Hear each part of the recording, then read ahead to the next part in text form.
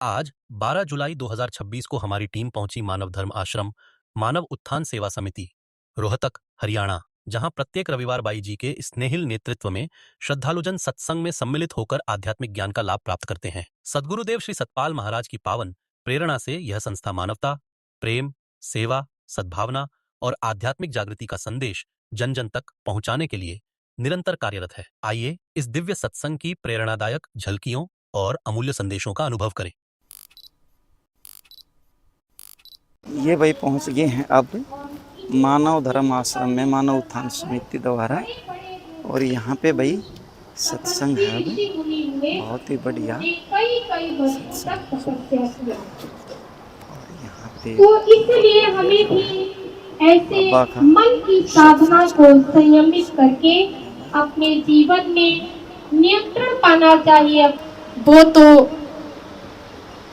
एक ना एक दिन टूट जाता है, या फिर किसी दुख की घड़ी में हम होंगे तो वहाँ वो लोग मुंह फेर लेते हैं। जैसे कि कहा, सुख के साथी सभी यहाँ तेरे, दुख में तुझ से नजर फेर लेंगे, खुदगर्जी का सारा जमाना, इसमें दिल लगाना नहीं है। तो हमारे जीवन में संत कहते हैं कि सुख के तो सभी साथी होते हैं हमारे, पर दुख में हमसे नजर फेर लेते हैं। और इसीलिए संसार को खुदगर्जी का जमाना कहा गया। पर कहते हैं कि इसमें इसीलिए दिल नहीं लगाना चाहिए। अगर मन का जुड़ाव होना चाहिए तो सच्चे सद्गुरु से, जो हमारे ज्ञान के उपासक होते हैं और जो हमें ज्ञान की उपासना करने का रास्ता बताते हैं। इसीलिए गुरु महाराज जी के लिए कहा गया, गु माने अंधकार, रू माने प्रकाश, जो अंधकार से हमें प्रकाश की ओर ले जाए।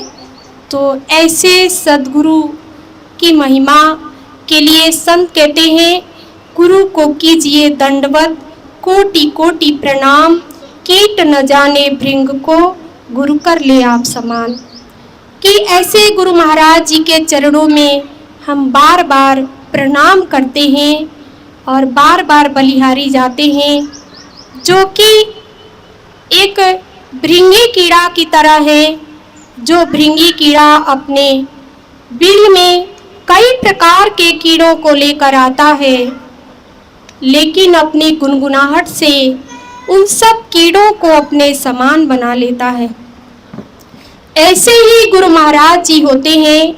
और इसीलिए संत कहते हैं कि गुरु महाराज जी के सानिध्य में जाने पर ऊंच नीच का भेदभाव, बड़े छोटे का भेदभाव, जाति पाति का भेदभाव नहीं रह जाता।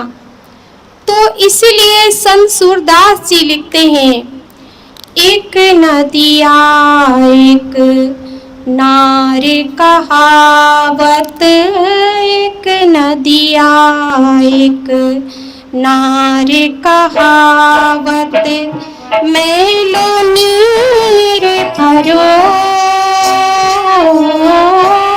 मैलो नीर भरो, जब दोनों मिले एक बरन भयो, जब दोनों मिले एक बरन भयो, सुर सरी नाम पढ़ो, सुर सरी नाम पढ़ो, प्रभु जी मोरे आव गुण चितवन भरो, प्रभु जी मोरे आव गुण चितवन भरो, आव गुण चितवन भरो, आव गुण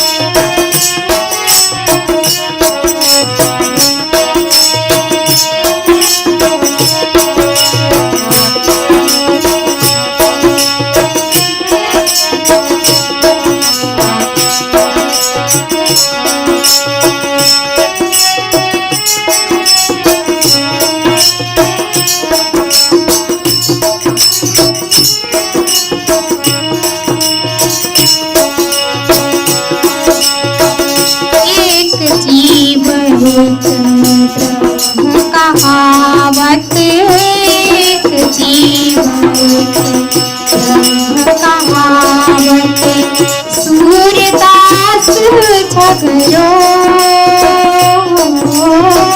सूरदास भगरो अब की देर मोहे पार उतारो अब की देर मोहे पार उतारो नहीं प्रण जात करो नहीं प्रण जात करो अवगुण चिंतन करो प्रभु मोरे अवगुण चिंतन करो प्रभु मोरे अवगुण चिंतन करो समदर्शी बतिहारो समदर्शी बतिहारो चाहो तो पार करो चाहो तो पार करो अवगुण सिद्ध करो प्रभु की ओरे अवगुण सिद्ध करो प्रभु की ओरे अवगुण सिद्ध करो। देखो क्या कहते हैं संत सूरदास जी कहते हैं अवगुण चित्त ना धरो कि हे प्रभु हमारे अवगुणों को अपने चित्त में धारण मत करिएगा।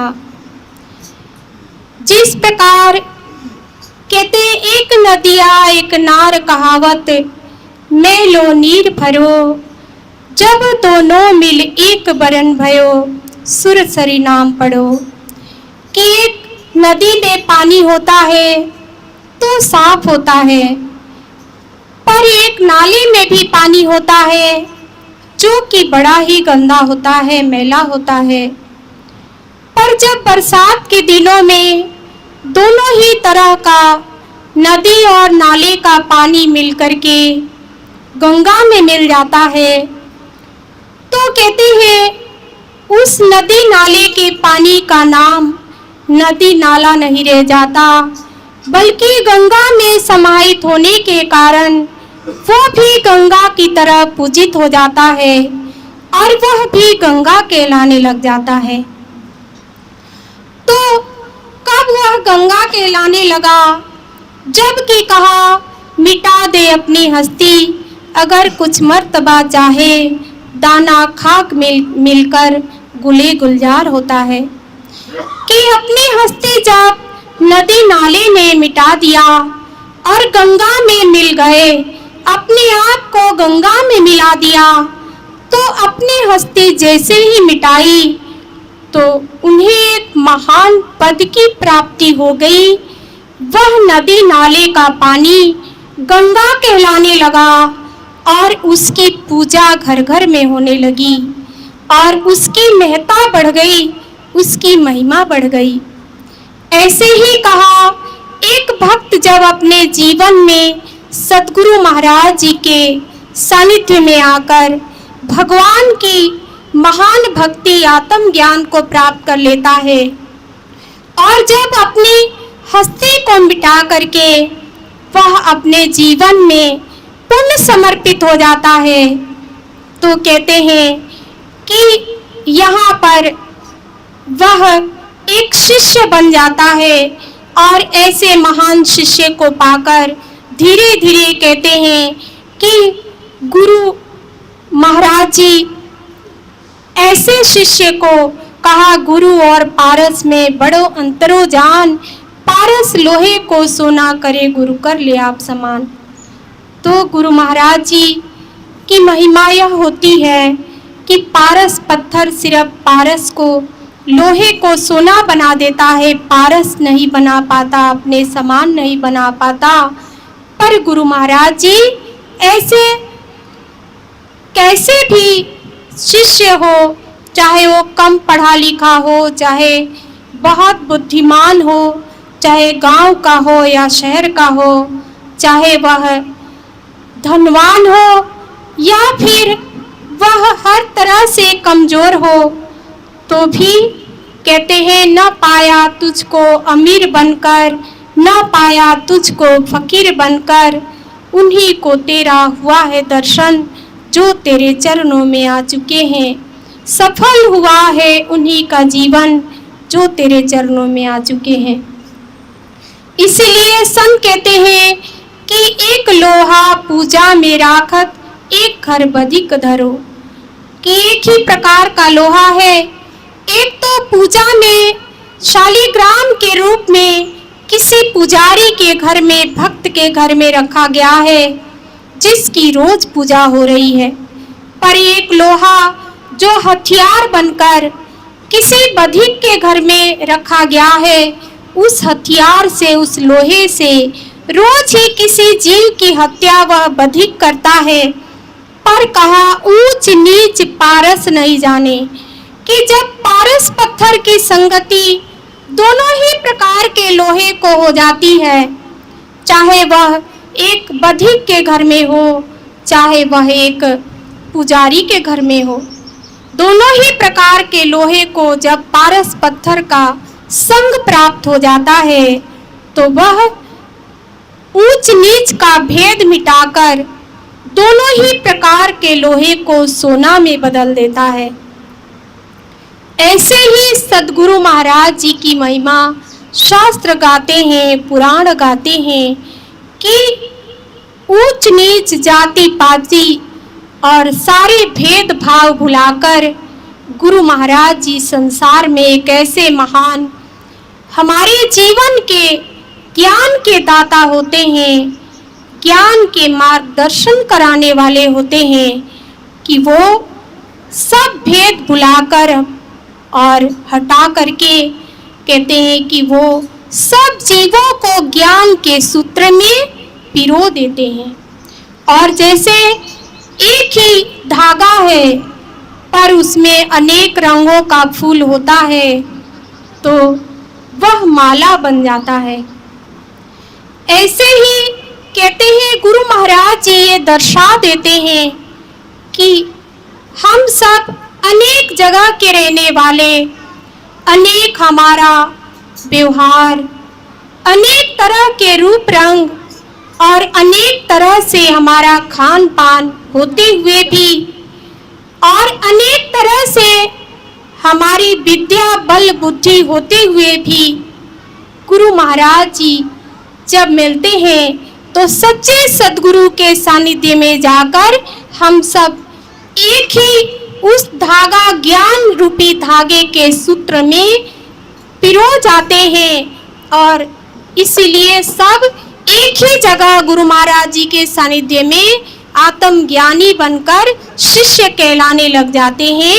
और जहाँ कोई भेदभाव नहीं रहता कि तुम गांव से आए हो तो पीछे बैठो या आगे बैठो, तुम शहर से आए हो तो आगे बैठो, या तुम्हारा अधिक स्वागत होगा, या तुम अच्छे वस्त्र पहन कर आए हो तो तुम्हारा अधिक सम्मान होगा, या फिर तुम बहुत बड़ी नौकरी करते हो तो अधिक सम्मान होगा, या कोई कम कमाता है तो उसका कम सम्मान होगा।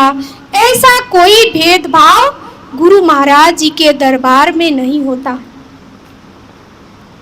तो इसीलिए गुरु की महिमा शास्त्रों में ऐसी गाई जाती है कि भगवान से भी ऊंचा गुरु का स्थान होता है।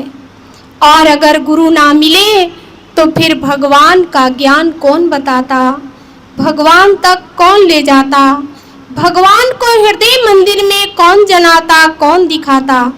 इसलिए भगवान की भक्ति को जानने का एक माध्यम सद्गुरु है, जिनके द्वारा हम अपने जीवन में ईश्वर की अनुभूति को प्राप्त करते हैं। और वह ईश्वर जो हमें सब कुछ देता है, जो हमारे जीवन में हमें चलाता है, हमें बोलने की शक्ति देता है, हमें हर काम करने की शक्ति देता है, हमें देखने की शक्ति देता है, हमें सोचने समझने की शक्ति देता है। तो इसीलिए हम सब मानव तनधारी जीवों का एक कर्तव्य है पहला, कि हम अपने जीवन के अंदर जिस मनुष्य जीवन के लक्ष्य की प्राप्ति के लिए, अर्थात उस भगवान की खोज करने के लिए भगवान से ही प्रार्थना करके मानव शरीर पाए हैं, तो हम उस भगवान की भक्ति को सार्थक करें, अपने जीवन को सार्थक करें और सद्गुरु के सानिध्य को हम अपने जीवन में प्राप्त करें। तो सद्गुरु मिलते हैं तो कहा कि सद्गुरु मिलते हैं तो हमारे जीवन में प्रकाश स्वरूप परमात्मा की प्राप्ति होती है।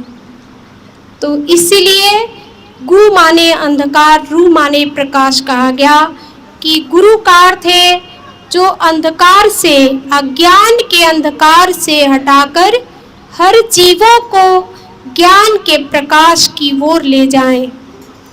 तो इसीलिए हमने भी ऐसा महान ज्ञान प्राप्त किया है जहाँ हमें ज्ञान का प्रकाश प्राप्त हुआ है और ऐसे सद्गुरु भी मिले हैं। तो हम ऐसे महान ज्ञानी सद्गुरु की सेवा करें और उनके चरणों में हम अपने जीवन में प्रार्थना करें कि हम भगवान की भक्ति और उनके नाम के सुमिरन में अपनी श्रद्धा दिन दुनी रात चौगुनी बढ़ाते रहें, क्योंकि यही मनुष्य का जीवन हमें एक ऐसा मिला है और ये मनुष्य का जीवन एक ऐसा जीवन होता है जिसमें हम अपने सुंदर लक्ष्य भक्ति और ज्ञान के लक्ष्य को प्राप्त करके जन्म मरण के बंधन को काट सकते हैं। इन्हीं शब्दों के साथ देखो, आज कुछ लोग थोड़ा देर से आए तो हमने थोड़ा ज़्यादा सत्संग सुनाया, लेकिन अब बीच में हमारे जो प्रेस के भाई साहब आए हैं तो उनका बहुत बहुत हम धन्यवाद करते हैं। और पहले भी जो हमारी रैली निकली थी 5 अप्रैल को, उसमें इन्होंने बहुत ही अपना एक अहम योगदान दिया था। रैली में आकर के इन्होंने हमारी रैली को प्रकाशित किया था, अपने चैनल के माध्यम से सभी जगह दिखाया था।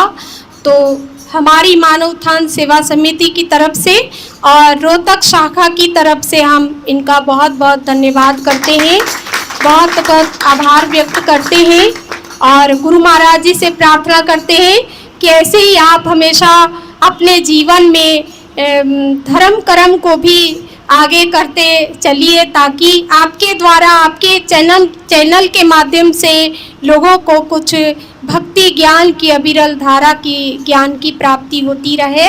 क्योंकि चैनल में बहुत सारी चीज़ें दिखाई जाती हैं, पर ऐसे बहुत कम चैनल हैं जिनमें कुछ धार्मिक चीज़ें, भगवान की महिमा, सत्संग या ज्ञान भक्ति से ओतप्रोत वातावरण दिखाया जाता है। तो इसके लिए हम बहुत बहुत धन्यवाद करते हैं। बोलिए श्री सद्गुरुदेव महाराज की जय।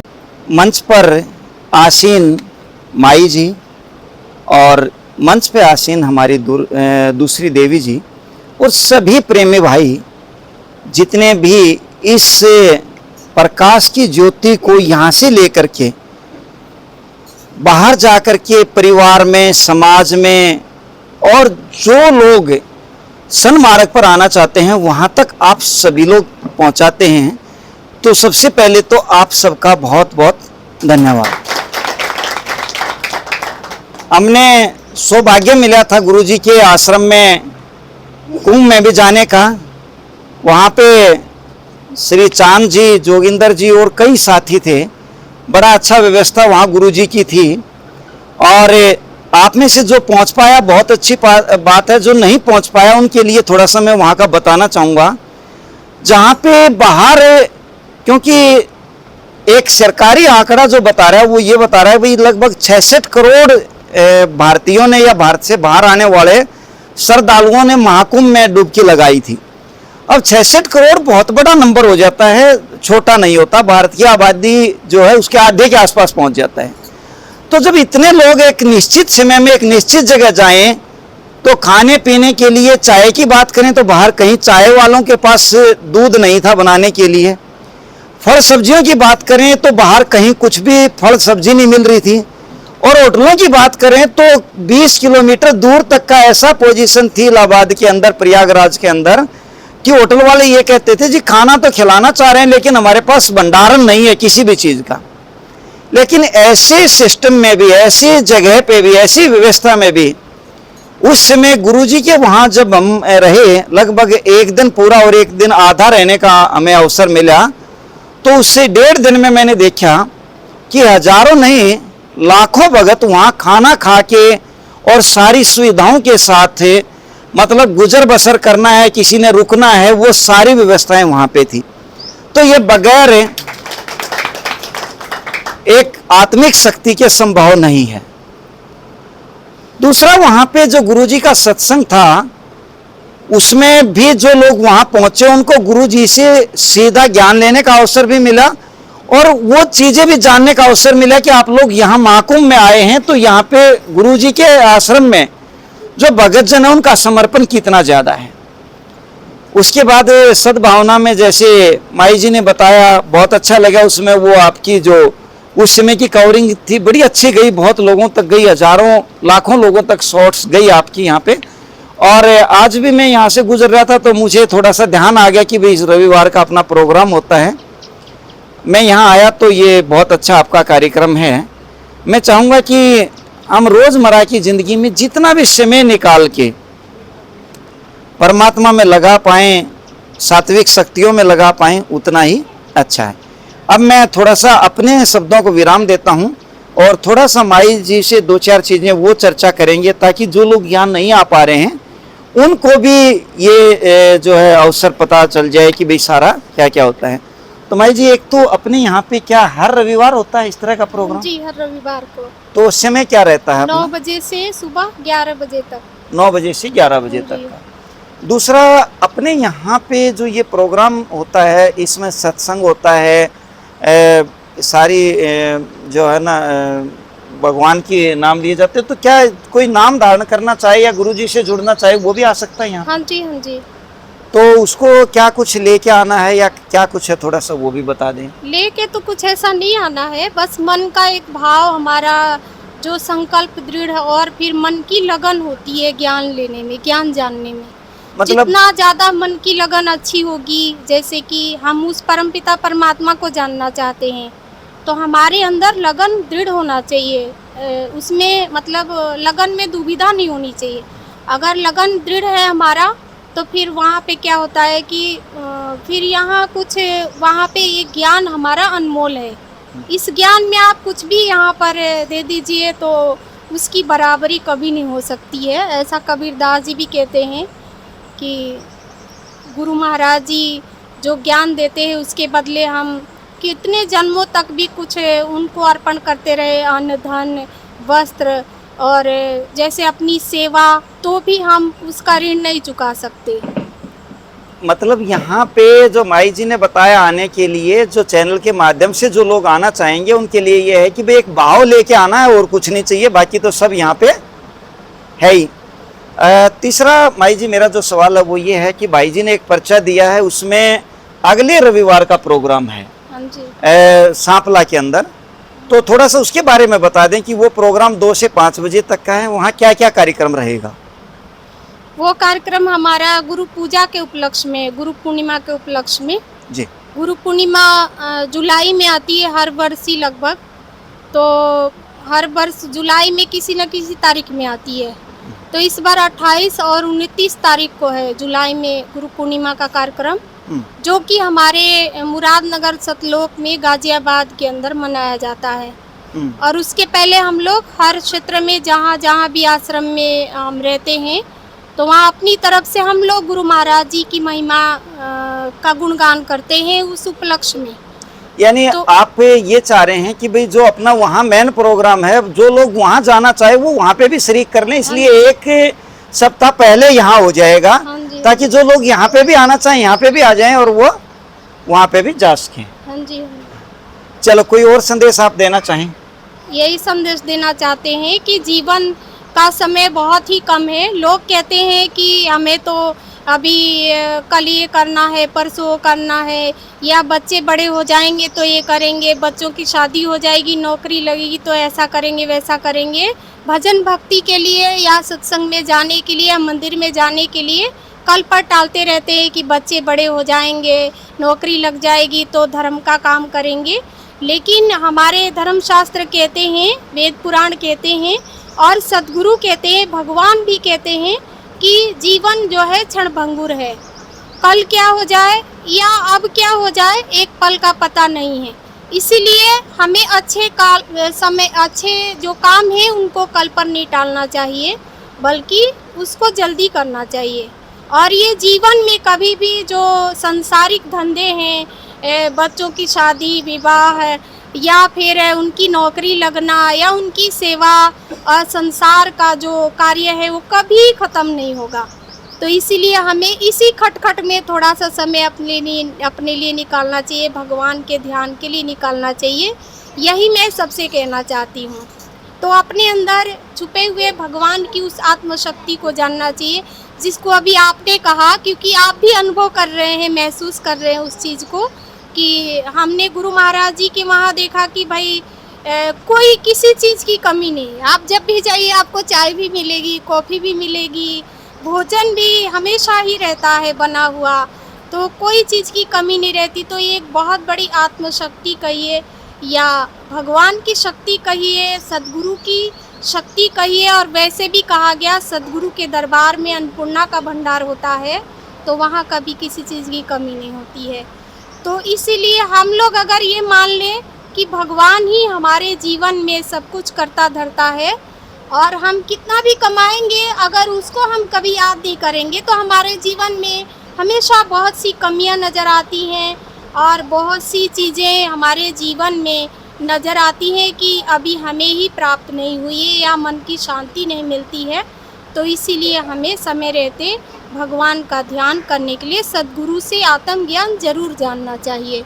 और इसीलिए हमारे गुरु महाराज जी, समय के सद्गुरु श्री सतपाल जी महाराज जी ऐसा कार्य कर रहे हैं देश विदेश में हर जगह कि सत्संग होता है। सत्संग के जरिए सबको अपने जीवन में ये भी समझ में आता है कि असली जो हमारे जीवन में मददगार है वो परम पिता परमात्मा है। तो हमारे कार्य क्षेत्र में भी उसी की हस्तक्षेप है, इसीलिए हम हर कार्य कर पाते हैं। तो हम उस भगवान को अपने अंतर हृदय में जाने, जो कि हमेशा हमारे जीवन में अंग संग में रहता है हमारे, और हमेशा हमारा हर कार्य करने में सहयोग देता है, मदद देता है।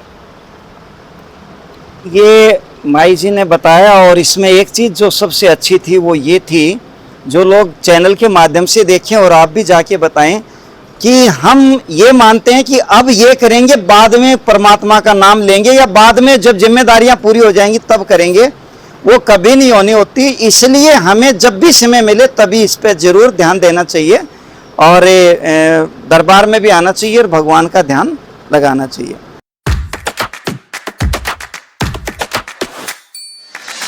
मैं ईश्वर सिंह। कब से बाबा से जुड़े हैं आप? हम 2024 से गुरु महाराज जी के चरणों से जुड़े हैं। एक अजीब सी हलचल रहती थी दिल में कि गुरु महाराज जी से जुड़े, उस ज्ञान को जाने, और वो जानने के बाद आज हमें पता चला कि जो कुछ भी है वर्तमान है हमारा। और बाकी हम सबसे ये आग्रह करते हैं कि एक बार आइए, ज़रूर आइए, जानने का प्रयास करें। बस ये की बात है कि भाव का भूखा हूँ, भाव ही एक सार है, भाव से जो जपे भाव से बेड़ा पार है। यहाँ सिर्फ भावना ही चाहिए और कुछ नहीं चाहिए, बाकी सब कुछ यहाँ उपलब्ध है। बस मेरा यही आग्रह है, आप सब आएँ और उस सत्य नाम को जानें और अपने जीवन का कल्याण करें। मेरा डॉक्टर वीरेंद्र स्वामी है। तो कब से जुड़े हैं डॉक्टर साहब आप? मुझे तो जुड़े हुए ऐसा कह सकते हो कि जन्म से ही जुड़े हुए, क्योंकि हमारी बाई जी, हमारी जो माता जी थी वो दरबार में बाई जी थे। उनका एक उद्देश्य था कि सद्भावना प्राणी मात्र के अंदर होनी चाहिए, और धर्म समभाव होता है, प्राणी मात्र के लिए होता है, और धर्म के कोई भी रूप होगा वो केवल कल्याण वस्तु ही होता है। और हमारे सतपाल जी महाराज जो अखिल भारतीय राष्ट्रीय संस्था जो मानव उत्थान सेवा समिति है, उसके संस्थापक हैं। इनका एक ही उद्देश्य है कि हमें बदलने के लिए पेड़ नहीं बदलने, हमें आसमान नहीं धरनी बदलनी, हमें मानव के मन को बदलना है। जब मानव का मन बदलेगा तो विचार उत्पन्न होंगे और विचार से हम सुवर्ण भारत की कल्पना कर पाएंगे। सतवंती जी, आपको यहाँ पे आके सद्भावना कार्यक्रम में, सांस्कृतिक कार्यक्रम में, बाबा के अध्यात्म कार्यक्रम में कैसा लगता है? बहुत अच्छा लग रहा है। जो लोग नहीं आ पा रहे उनको क्या कहना चाहेंगे आप? मैं तो यही कह रही हूँ कि सभी को यहाँ पे आना चाहिए। अब कम से कम अगली बार है ना, इससे दुगनी संख्या होनी चाहिए यहाँ पे। आप हर बार आते हैं? नहीं, मैं हर बार नहीं, कभी कभी आ पाती हूँ। कभी कभी। चलो हाँ, आपने दूर से आती हूँ, कलानूर से। अच्छा, कलानौर से आते चंडीगढ़ हैं। से। चलो, बहुत अच्छी बात है। आपने जो लोगों को संदेश दिया वो जरूर जाएगा। और लेकिन हम अपने घर पे प्रोग्राम करवाते रहते महीने 2 महीने में। बहुत अच्छी बात है। देखिए, ये तो प्रभु का नाम घर पे भी लिया जा सका है, लेकिन यहाँ आने से ये हो जाएगा कि एक दूसरे को देख के आदमी आता है तो माहौल होता है। गुरुकुल या स्कूल या कॉलेज में हम बच्चे को क्यों भेजते हैं? बहुत सारे लोग घर पे भी पढ़ा सकते हैं, लेकिन उसके भेजने के पीछे जो कारण होता है कि एक माहौल होता है, एक तरीका होता है। चलिए, और क्या बताना चाहेंगे, कुछ कहना चाहेंगे? भाई यही क्या ना, जो भी जितना भी समय है उसमें से अगर आपके पास सर्विस करते हैं तो आप 8 घंटे करते हो, तो उसमें से जो हम 24 घंटे होते हैं, 24 में से 8 अपना सर्विस के लिए, काम के लिए निकाल दो, और उसमें से भी 6 घंटे अपने सोने के निकाल के बाकी के सारे जो घंटे हमें भजन में होने चाहिए। चलो, मतलब हरि भजन ज्यादा करना हाँ, चाहिए। हरि भजन ज्यादा। चलिए, बहुत बहुत शुभकामनाएं। मेरा नाम सावित्री है जी। सावित्री जी, तो कब से आते हैं आप सत्संग में? आते तो मैं घने दिन से हूँ। तो कैसा लगता है आपको? बहुत अच्छा लगता है। अच्छा लगता है। हाँ, जो लोग यहाँ नहीं पहुँच पा रहे उनको क्या कहना चाहोगे? सब हम तो न सोचे, सब आते रहे। सब आते रहे, हाँ, मेरे परिवार भी आता रहे। परिवार भी आता रहे। चलो, कैसा लगता है यहाँ आकर के? बहुत अच्छा लगता है। बहुत अच्छा लगता है। हाँ, चलिए, बहुत बहुत शुभकामनाएं, बहुत बहुत बधाई। चांद जी, हम थोड़ा जानना चाहेंगे कि गुरुजी जो यहाँ पे ज्ञान देते हैं तो क्या बताते हैं? मतलब बोलिए आनंद कंद भगवान की जय जय। हो। यहाँ जो श्री गुरु महाराज जी बताते हैं वो जितना हमने अनुभव हुआ है, अपना अनुभव, वो जो शास्त्र पढ़े हैं, लिखे हैं, या और भी दरबारों में, बहुत सारे दरबारों में आना जाना रहता है, क्योंकि हम सामाजिक प्राणी है तो समाज में हर कहीं ना कहीं आदमी जाता ही रहता है। बनाए रखना अति आवश्यक है। तो जैसे कि 40-41 साल से हम देख रहे हैं, हमारे शास्त्र भी कहते हैं, गीता में स्पष्ट लिखा है, यदा यदा ये धर्म से गलानी बहुती वार्ते। जब धर्म समाप्त हो जाता है तब महान पुरुष इस धराधाम पाते हैं और उनका केवल एक लक्ष्य होता है, धर्म की स्थापना करना। जो पूजा पाठ है वो हमारा धर्म का एक अंग है। जैसे जिस भी हम मंदिर में जाएंगे वहाँ किसी एक देवता की पूजा होती है। बाबा हनुमान जी का है तो बाबा हनुमान जी का मंदिर है, भगवान शिव का भगवान शिव का, भगवान विष्णु का विष्णु का। लेकिन जो धर्म जिसके बारे में कहा गया 4 वेद 6 शास्त्रों में, गीता और रामायण में कहा गया है, हर शास्त्र में कहा गया, जब धर्म का जानना, धर्म का बोध समाप्त हो जाता है तो महान पुरुष इस धराधाम पर आते हैं, जिनको महान पुरुष कहो, महान संत कहो, एक मतलब पहुँचे हुए जो है ना महान पुरुष, वो धर्म को जनाते हैं। और धर्म क्या है, जिस प्रकार से मंदिर में हम ज्योति प्रज्वलित करते हैं, किसी भी मंदिर में जाएंगे तो वो ज्योति हमारे अंदर प्रज्वलित हो रही है, तब महान पुरुष उस ज्योति को हमारे अंदर दिखाते हैं। दूसरा, हम किसी भी मंदिर में जाएंगे तो पूजा करने से पहले हम वहाँ घंटी बजाते हैं, तो वो सभी वाद्य यंत्र हमारे अंदर बज रहे हैं।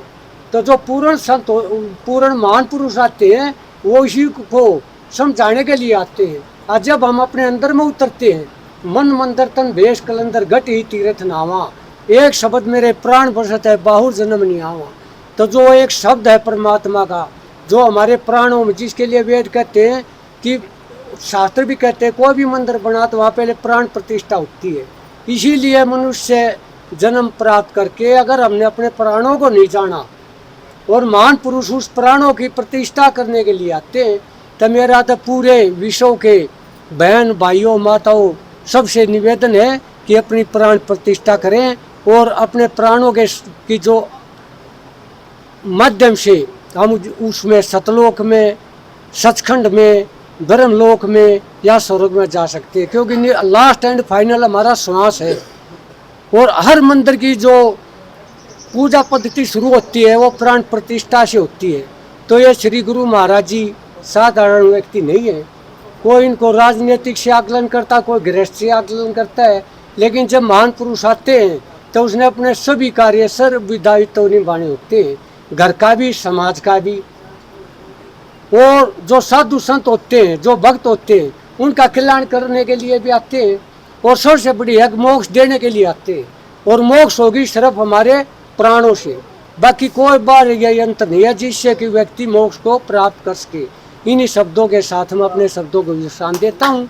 और आपका बहुत बहुत धन्यवाद जो आपने इतनी गहराई का प्रश्न हमसे पूछा, इसके लिए हम सदैव आपके आभारी रहेंगे। धन्यवाद। बहुत बहुत शुभकामनाएं चांद जी आपको। और